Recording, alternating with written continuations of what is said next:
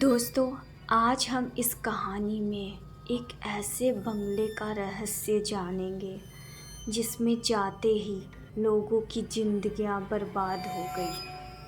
आइए जानते हैं काले बंगले का रहस्य। दिल्ली से कुछ किलोमीटर दूर एक पुराना कस्बा है, बरवाला।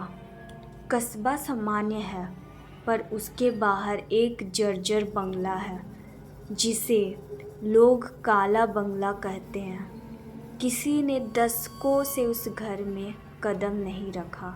लोग कहते हैं जो भी गया वापस लौटा ही नहीं। कहानी शुरू होती है 4 दोस्तों से, अर्जुन, मोहित, कृति और आरव। ये सब कॉलेज के आखिरी साल में थे। रोमांच और रहस्य की तलाश में अक्सर अजीब जगहों पर घूमते। एक शाम चाय की दुकान पर बैठे किसी बुजुर्ग ने उन्हें उस बंगले की कहानी सुनाई। बेटा, वहाँ कभी मत जाना, रात के बाद तो बिल्कुल भी नहीं। उस घर की हवा भी जहरीली है। यह चेतावनी उनके मन में उत्सुकता बढ़ा दी और तय हुआ अगली रात काले बंगले की खोज। पहली रात चारों दोस्त आधी रात को पहुँचे। बंगला ऊंची काई लगी दीवारों से घिरा था। लोहे का फाटक आधा टूटा हवा से चरमराता। भाई, ये तो फिल्मी सेट जैसा लग रहा है, मोहित ने हंसकर कहा। कीर्ति बोली, डर तो मुझे भी लग रहा है, पर हम साथ हैं ना। जैसे ही उन्होंने दरवाज़ा धक्का देकर खोला, ठंडी बासी बदबूदार हवा बाहर आई। अंदर अंधेरा, दीवारों पर छिली पेंट और मकड़ी के जाले। अर्जुन ने मोबाइल टॉर्च जलाई। टॉर्च की रोशनी हिलते ही कानों में अजीब परछाई बनी। घर का अतीत। बंगले के अंदर उन्हें पुराने अखबार के टुकड़े मिले। कीर्ति ने धूल झाड़कर पढ़ा। व्यापारी सुरेश मल्होत्रा और उनका परिवार रहस्यमय परिस्थितियों में लापता। तारीख 1980। उसके नीचे तस्वीर थी, एक हंसता हुआ परिवार, पति पत्नी और एक छोटी बच्ची। अर्जुन ने अखबार मोड़ा और कहा, लगता है यही लोग आखिरी बार यहाँ रहते थे। तभी अचानक ऊपर से थप थप कदमों की आवाज आई। सबने एक दूसरे की तरफ देखा। ये तो कोई ऊपर है। आरव की आवाज कांप गई। सीढ़ियों पर परछाई। वे धीरे धीरे लकड़ी की सीढ़ियां चढ़ने लगे। सीढ़ियां हर कदम पर चीं चीं की आवाज करती। ऊपर पहुंचते ही देखा, गलियारे के आखिर में एक दरवाज़ा आधा खुला था। मोबाइल टॉर्च की रोशनी उस पर पड़ी और दरवाजे के पीछे कुछ हिला। कौन है? अर्जुन ने आवाज़ लगाई। कोई जवाब नहीं, बस हल्की सी हंसी, बच्चे जैसी। सबके रोंगटे खड़े हो गए। बच्ची का कमरा। दरवाज़ा धक्का देकर खोला। अंदर एक छोटा कमरा, टूटा पलंग, बिखरे खिलौने और दीवार पर क्रेयॉन से बने चित्र।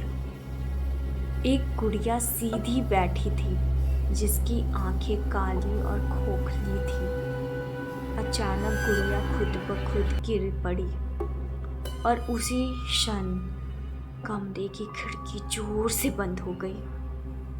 ये मजाक नहीं है, यहाँ कुछ गड़बड़ है, कीर्ति चिल्लाई। आवाजें और परछाइयाँ। नीचे से दरवाज़ा धड़ाम से बंद हुआ। अब घर में सन्नाटा नहीं, बल्कि कान फाड़ने वाली सरसराहट थी, जैसे सैकड़ों लोग कान में फुसफुसा रहे हों। मोहित कांपते हुए बोला, हमें बाहर जाना होगा अभी। वे नीचे भागे, लेकिन मुख्य दरवाज़ा गायब था, दीवार में बदल चुका था। सब हतप्रभ। आरव ने चिल्लाकर कहा, ये संभव नहीं है। तभी छत से खून की बूंदें टपकने लगी। बंगले का श्राप। अर्जुन ने हिम्मत करके लिविंग रूम में रखी अलमारी खोली। अंदर पुरानी डायरी थी, सुरेश मल्होत्रा की। डरते हुए उसने पढ़ा, हमारी बेटी रोशनी बीमार है। डॉक्टर कहते हैं यह सामान्य बुखार है, लेकिन रात में वह अजनबी आवाज़ों से बात करती है। घर के कोनों में किसी को देखती रहती है।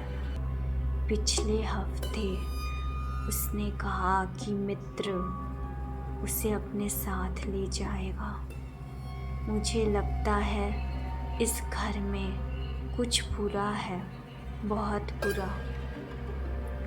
डायरी का आखिरी पन्ना खून से सना था, जिस पर लिखा था, अगर कोई यह पढ़ रहा है भाग जाओ, देर मत करना।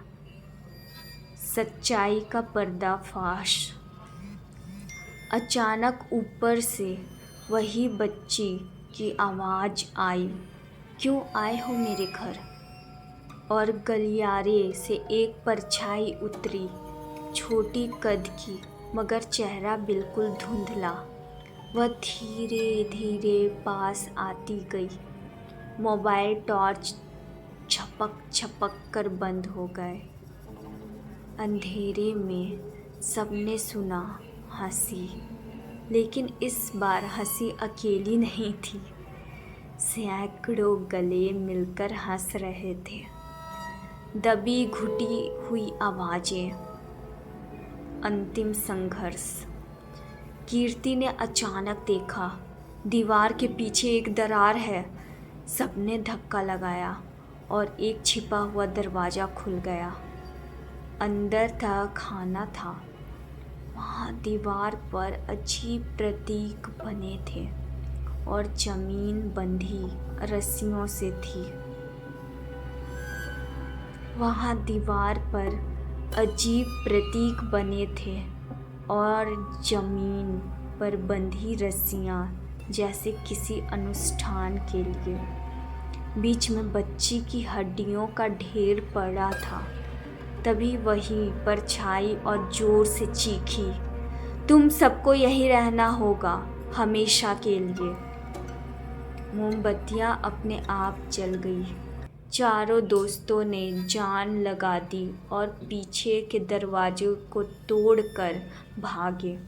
बाहर आते ही उन्होंने देखा भोर हो चुकी थी। बंगला पीछे छूट गया, पर उसकी टूटी खिड़कियों से वही परछाई उन्हें घूर रही थी। उस दिन के बाद चारों दोस्तों की जिंदगी कभी पहले जैसी नहीं रही।